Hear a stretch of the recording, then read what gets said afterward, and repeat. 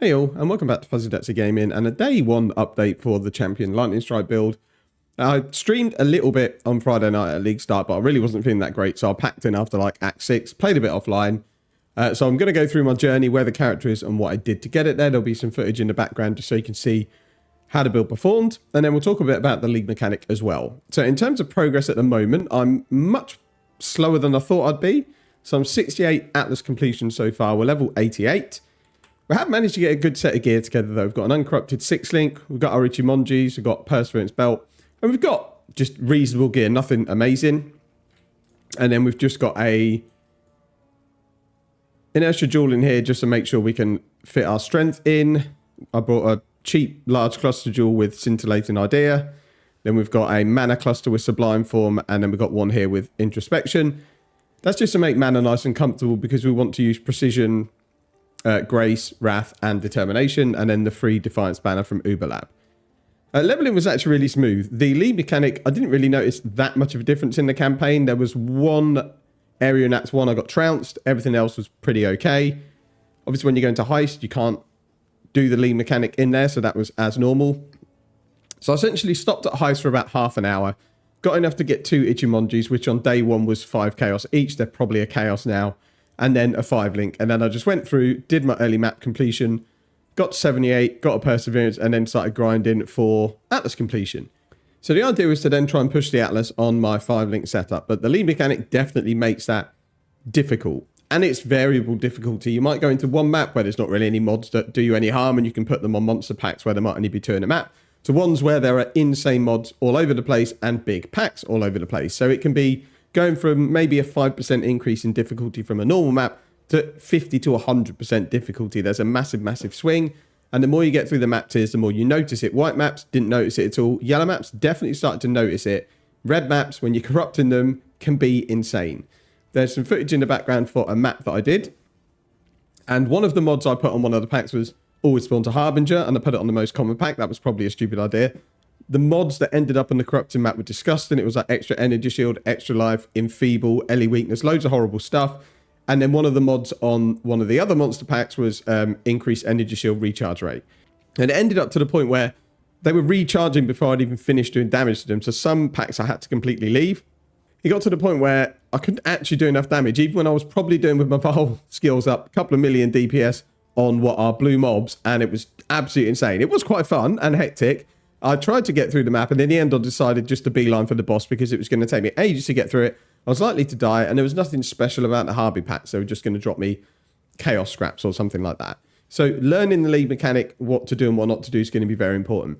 In terms of actual crafting, I think it's a bit of a bust personally, because it's so hard to deterministically craft something. I think at end game it's probably going to be really good, but early on when you might need a body arm with armor and evasion, you have to wait until you get loads of different plots. Like you need one where you roll armor, one where you roll dexterity, one where you're more likely to get life, one where you can roll up to 5 links.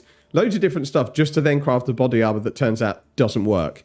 And then you end up with really, really bad mods on it. So I'm sure it'll be good, and there'll be loads of big items coming out of that mechanic. But the actual crafting part, I think you might as well leave it till much later on.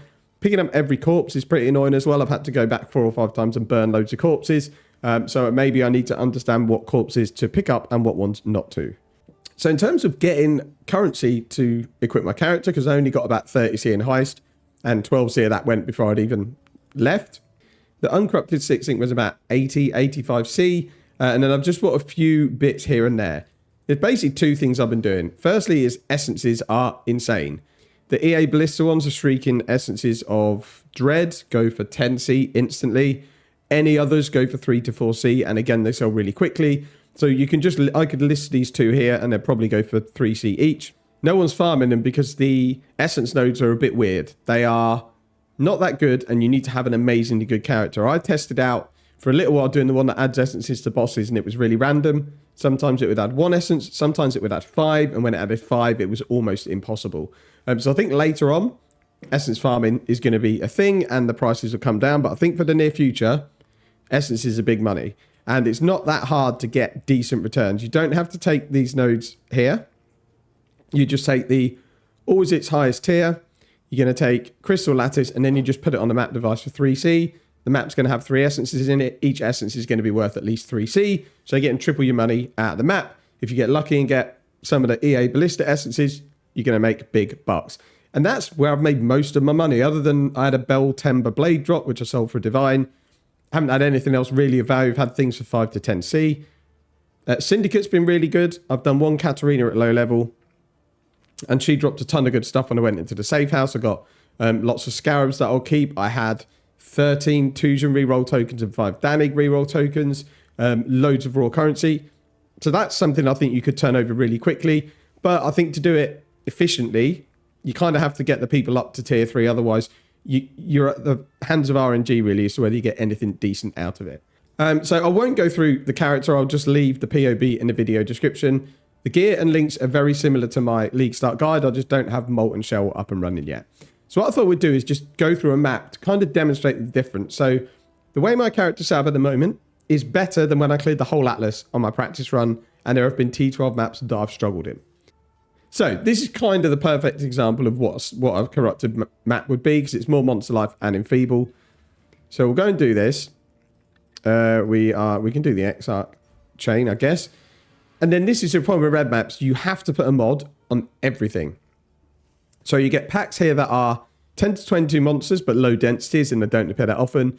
And I think it is the higher up, the more often they appear. So what you can do is you can put your good things up here where you're likely to get rewards, or you can put these higher mods up there. And then it means you're likely to get better mods the next time. So we'll just do it like this. This doesn't look too bad actually compared to the other ones, but you're definitely going to notice a difference. If you play the same build as you did last league, for example, you're going to notice the increase in difficulty, but it does make it more rewarding. And I'm really enjoying it. I think it's quite fun to be challenged. Just maybe shouldn't have picked a melee league starter.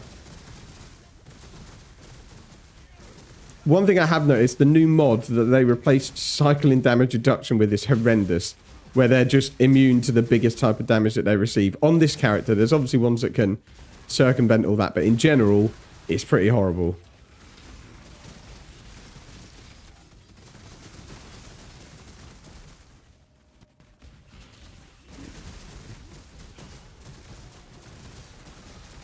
Then you just get, yeah, it's just like this. It's random. Like one pack of monsters, you'll get down no problem. The next one, because they've got different mods on them, and it's really, I don't think you can tell what they are. It just says up the top like, oh, they've got such and such a mod, but it's just the name of a mod, and I have no idea what they all do. I mean, this thing with corpses, I have no idea. All I'm doing is picking them up and then ending up burning them. So we'll go and find the boss. So that's what I'm saying. This feels slow and not very nice, but it's not necessarily the build, because this is, in fact, it's probably slightly better geared than when I did my practice run. And it's clearing maps slower, but it's doing it, which is all I really care about. I just want to get the Atlas done. Then I can be a bit more picky about the mods. And then I think I'll bring one more video out before I jet off on holiday for a week, and then I'll pick this build up again when I get back.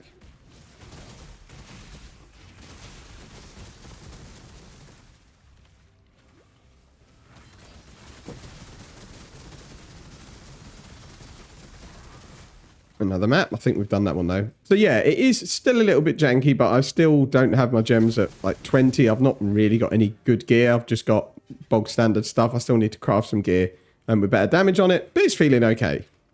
In terms of my Atlas tree, I went pretty much as I said I was going to, except I've taken an extra essence node. And I ended up dropping the syndicate ones because they just annoyed me that they kept appearing in every map. It is good for target farming them, but when you're doing your red corrupted maps, you maybe don't want syndicate members turning up every single map because it makes it longer and more difficult. That's kind of it. It was really just a quick overview of, you know, how I got on day one and how the character's doing. There'll be one more video coming out tomorrow and then one the week after. Thank you very much for watching. Take care and see you in the next one.